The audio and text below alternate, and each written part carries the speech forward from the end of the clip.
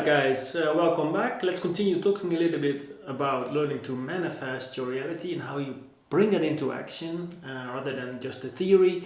So we all know if you want to make a change in your reality, you have to put the actions. You cannot, the time of talking about the awakening, the time of, thinking that life should be different and not taking the action that belong to the manifestation is actually it's worth nothing, right? So if you want to change something in your reality, you want to improve your life in a certain way, then action is required.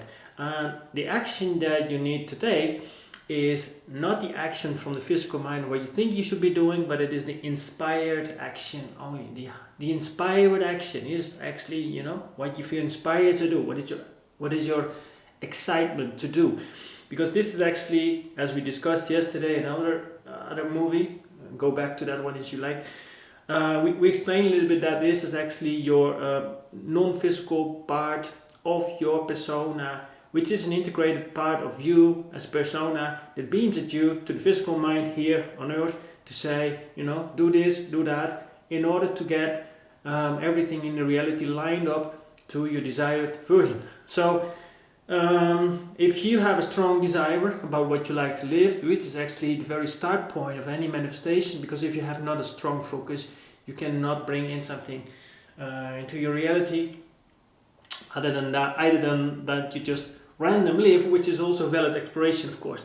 So, but if you truly want to have something in your 3D experience that you have not experienced before, and you feel that it is like an upgrade of your, of the quality of your life. It can be something material, it can be a surrounding, a mode of life, or just a well-being, or a health thing, everything.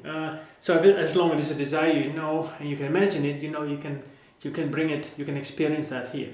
So the fastest way, again, it's not from the physical mind that's create resistance, that slows down, that repeats your old version. The fastest way is to follow up the highest excitement formula. And this is like the very easy formula, but the application is a whole nother story. This is what I coach in my groups, and this is how I help people to change their frequency so they can experience another reality.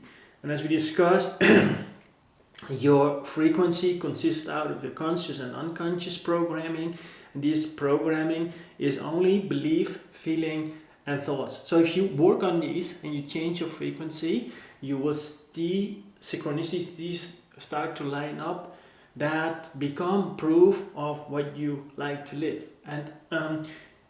And how you move to the 3D, this is what I actually do in my coaching, how you bring that to practice. But I just want to give a small introduction here in this very few YouTube movies that manifestation is not something magic, because it is something magic, but it is not something like wooey thing. It has a hardcore science behind it, and it was actually for me a long search. As people might know, I've been in astrology for over 20 years, and my life was a struggle for so many years on many life areas, until the point that I thought, how can I be a good astrologer if I do not even know, to help people, guide them, not even guide myself through financial comfort and all the things that I wanted. So how could I even coach people? So this was actually my pain, and that led me to learning, the law of attraction principles and applying them through coaching groups and so on. And this is my biggest passion, to teach people right now. So let's dive in directly and say, okay, you have just start with something that you like to pull into your 3D, right? So tune into your higher self and ask your higher self what would be nice to have, right? Maybe it's a chunk of money, maybe it's a car, maybe a lifestyle, maybe you want to travel, maybe you would like to love life, maybe you would like another job. Think about it, feel it, and ask yourself at the same time why you really want it, why you think it's a worthy goal. Because often we also mistaken ourselves with the idea that what we think we want is not always what we really want. So just give you a small example. Let's say, what was my big issue for a long time, I want to have a big career job, right? I want to, I work for these big companies like Shell, Philips, and so So I want to have a large chunk of money. So you ask yourself, why do you want a large chunk of money? Because then you think you can buy the house you want, right? So, okay, so the universe can deliver it you in this form, in this way, but actually it's not even the fastest way to get you there. So the art of manifesting is, first tune in really why you want it, right? And then the second part is, can you tune in directly into that what you want without making all kind of loops. A lot of people want to manifest money because they can have the lifestyle they want.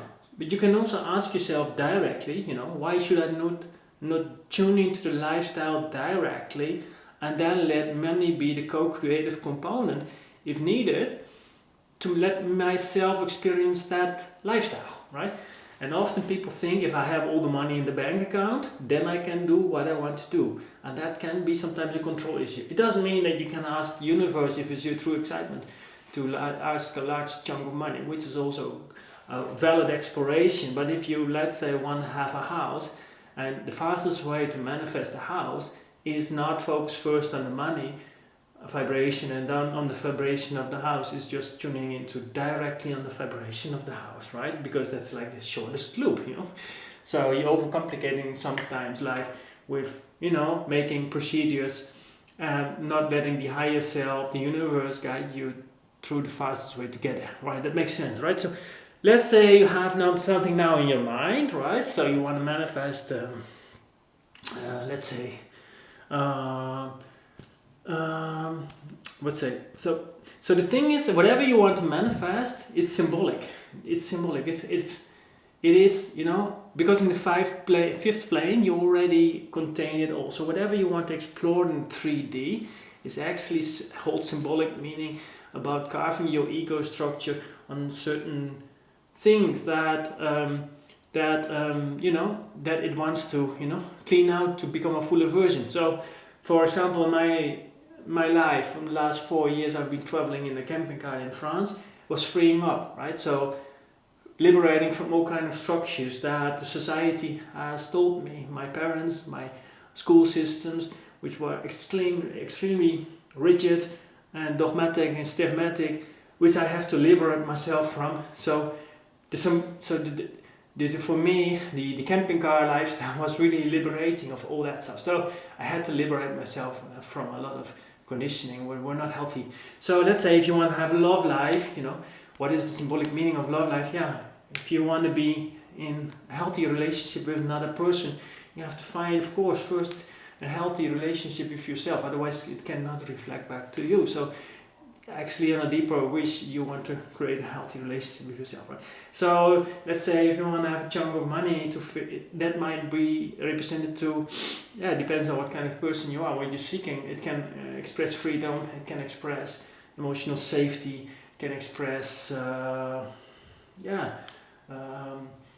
can amplify your, what you like to bring into the reality. So these emotions is actually the emotions that needs to be practiced or wants to be practiced, whatever it is for you, so you can experience that in a 3D. So that means that the counter emotion, so to speak, has to come to the surface and be programmed. So every time we want something new, to experience something new, which is the higher self guiding us through the 3D, to ask yourself, please manifest this, because that makes you a fuller version of you. Not for more having stuff, but more like a different desire. You get to invite your ego, so to speak, to carve it. And at the moment you get an excitement idea, you get anxiety at the same time. These are very close together, because the ego structure is not so happy, because the ego structure wants to hold you in the version as you are. It's from nature, it is contracted. It wants to hold you firm of where you are. So something new comes, an exciting thing. Let's say you want to fly for the first time. You get the anxiety and excitement energy maybe the first time. If something is new, go for the first time, you go overseas or something like that. Or the first time you drive in the car, you get excitement and anxiety the same time. You go for the first time. You do something which is new. The both things come together. So But this is like an unknown part of the ego structure, so to speak, which is actually that area where you discover more about yourself and expand. So the idea of learning to deliberately manifest your reality is learning to become comfortable in the uncomfortable. So if you follow this path, it's still recording, is it? Yeah, I guess. If you follow the highest excitement formula, you will not stop in fear and in excitement, right? So yesterday I gave this example about me leaving my career job a couple of years ago and go traveling, right? It was it was my highest excitement to go traveling. It was my highest excitement to leave the job and leave the Netherlands and move to France, and that was a very excitement but fearful thing to step into the unknown, of course. And so but that has led me to step into my fears, and that has led me to eliminate some fears, right? Because at the moment you step in the uncomfortable, emotions comes up, negative emotions comes up, and these are actually the emotions you want to work on and transform your way through. And if you do that on a consistent base, you're really carving your ego structure to another level and start believing, thinking and feeling differently about yourself, and then the reality must reflect. So let's start back in the act upon your highest excitement, because so you start to do it while you're tuning into your future desired version, and so you do go by your day and you meet life circumstances as you do this to the best ability as you can, and then you have no insistence on the outcome, because the life circumstances that are actually being represented by your higher self throughout the days, even if it's a lot of negativity, it's actually something that wants to come up from your unconscious program to your subconscious program and wants to be transformed. Because if you learn to deliberately manifest your reality, you create your own universe, including you watching this movie. So all the life circumstances that are around you are custom made, so to speak, by a higher self that reflects back what you have inside you. On another level, the outside world is from within, because the 3D experience is within the 5D experiences. So everything you experience in the 3D is within the box of the 5D, right? So whatever you're exploring here outside is already within. So where I'm going with that is that you don't have to be afraid for the outside life circumstances, because as long as you don't buy in the idea that you believe that it can overcome you, because your reality happens through you, right? Although you can create the illusion that it can overcome you and create that experiences, but that is only because you believe that. But it's not real. It is real, but it's only real because you believe it to be, right? Because you have created based on your beliefs. So let's say you're following up your highest excitement while tuning into your future desired version, you're embodying them, you go about your day, and then you encounter life circumstances and you want to remain happy, like some negative emotions, and you start to just squeeze them non-stop out in order to remain in a positive state. So this is the whole process of manifesting. It is that simple. You're following up your highest excitement, and the highest excitement has in many ways nothing really to do with your direct goal, because your higher self knows exactly what you need to know in order to get to your future desired version, right? As me, I want to free up and become an online coach.